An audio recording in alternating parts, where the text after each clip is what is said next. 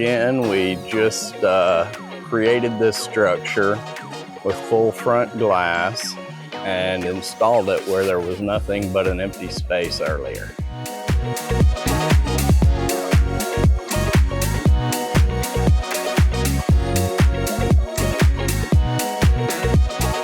This sauna is made of Nordic White Spruce.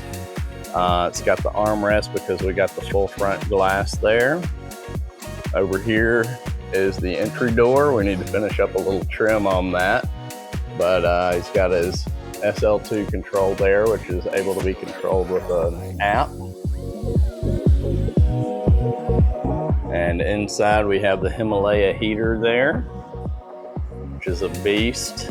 Got 6-bar backrest upgrade. And yeah, this is just a really cool sauna we did. Slanted ceiling for the stairs.